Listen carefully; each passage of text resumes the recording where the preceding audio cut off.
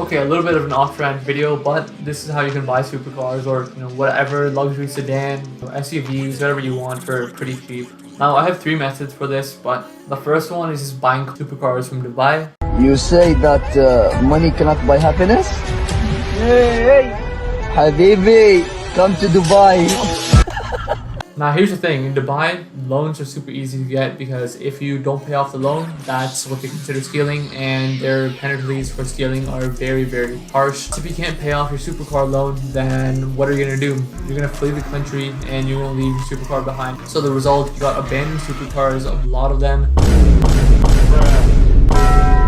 But the problem in actually getting them, you actually need to find out who owns the car originally, like which bank owns it. Officer, whereabouts is the closest bank? Right around the corner. Alright, cheers, thank you.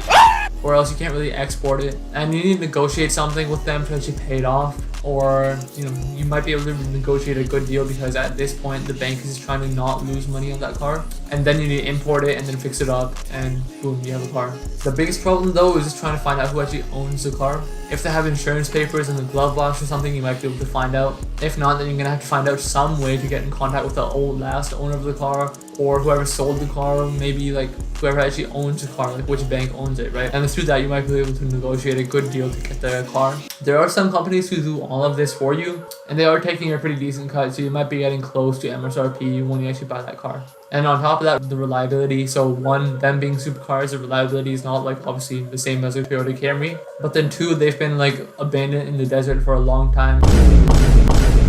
What's been done to them. So that makes it a little bit more questionable, but it is still an option nonetheless. Now the second option is importing from Japan or another country. Now importing from Japan is probably a decent idea because you can find cars in really good condition, and on top of that, there won't be like much rust compared to maybe like somewhere in Ontario, Canada, where they use a lot of salt on the roads. I found a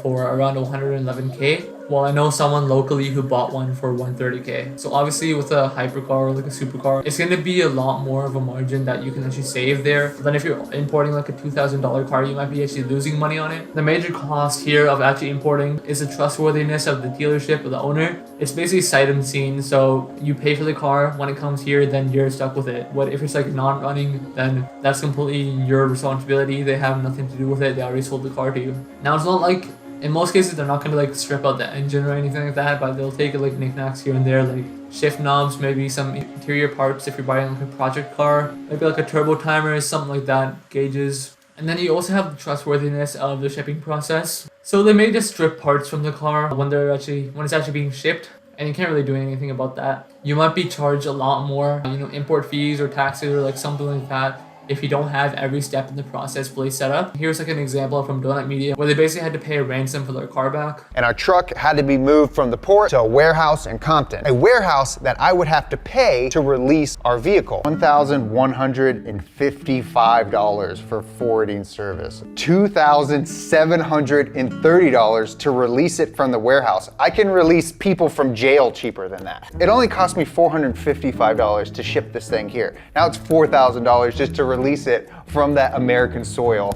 onto my American soil. This is absurd, and I just have to pay it, and I can't even fight it. And obviously, maybe extra fees that weren't coming up in your mind or something like that. But then another thing is import fees, so like the main things that we actually do know. So in order for a car to be worth it, the import fees plus the price of the car and whatever the price to maybe fix it up should be less than what you could actually buy it for, like here. So maybe a $13,000 car might be $17,000 to $20,000 after all said and done. All these import costs, things like that, and getting it safety and ready to go on the road. Importing a car from Japan to maybe Canada might be like 3 to 6 months to actually ship it here, but then there's a couple of import fees. So let's say we have a $10,000 car, let's just say 10k Canadian. So shipping, it depends on the actual weight of the car, the size of the car, everything like that. It can be anywhere from 1,000 to 4,000 or 5,000.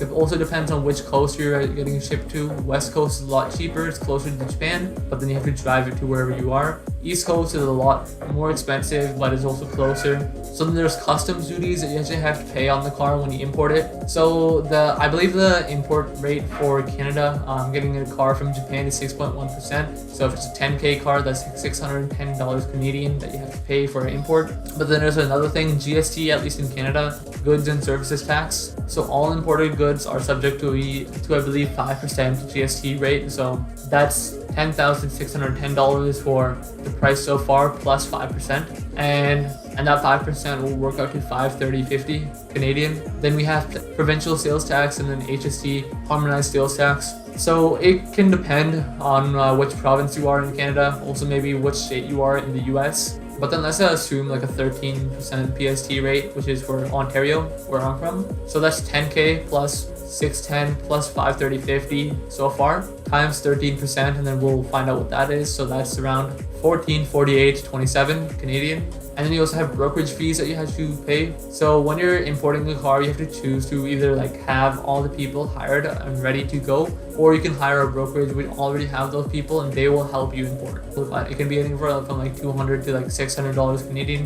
And then there's also other costs. So depending on your location, there could be other things, like maybe there's a bylaw locally that you have to abide by or something like that. So another example would be maybe a Nissan Silvia. If we import that, the headlights are not certified. The headlights are not certified in Canada or North America. It's not decertified. So you have to find someone who will actually be able to certify it and give you that safety so you can drive it and actually have it insured here. And obviously that same example of Donut Media being basically held ransom to get their package. Now it's a decent option to import from Japan or from another country. If you know a guy, it's going to be a lot easier. They can help you a lot with the whole process. There's a guy from Toronto who does this, Devin Howarth. If that's not his name, you can't find it on his Quarter Mile Club. I found him on Facebook Marketplace. I haven't used him, but he seems to be like the only guy who actually has these connections and can make this kind of thing happen.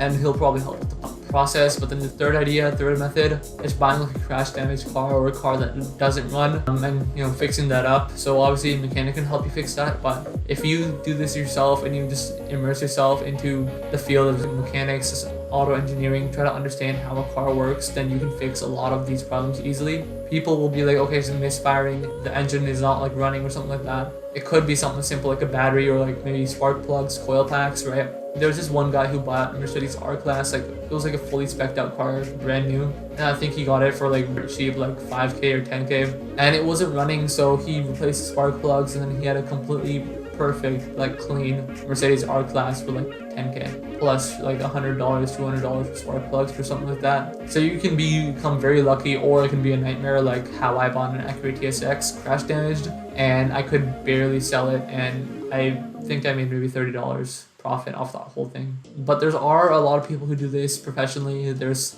Tavarish, there's Matt Armstrong, and to find these cars you can find it on Copart, Facebook Marketplace, or Kijiji. If you have a dealer's license or something like that, maybe a wholesaler's license, then you can actually go to auctions and you might be able to find cars like there. But then there's a little fine line. Obviously you want a more expensive car, so then you can get a bigger deduction. If you go for a Honda Civic, it might be just like a crash damaged car that's like $1,000, right? You may be able to sell it for like $3,000, but then obviously the parts might make it over budget. But then if you have like a Lexus, I think that's a good sweet spot. It might be like a 100K car, brand new. You might be able to get it for like 10K, and then the parts obviously you can have. In the parts you have like a lot of like room to play there, and you can repair a lot of it properly, and then you'll still be under MSRP, and you might be able to even resell it for a profit. But then if you go too high, like a Lamborghini Murcielago or something like that, then parts are going to be hard to find. The parts are going to be exclusive. You might have to pay like a little bit of a tax on it, like McLaren tax, Mercedes tax. And then there's also going to be harder to work on the car because it's going to be a lot more specialty. Like there's going to be more carbon fiber on these high-end cars. There's going to be very weird wiring systems, like ECUs that you can't really like diagnose or anything. It's going to make it more expensive build. So you want to go on that little fine line of something that's expensive that gives you room to play and fix, to actually sell it or to keep it, or else you're just gonna like get into a nightmare.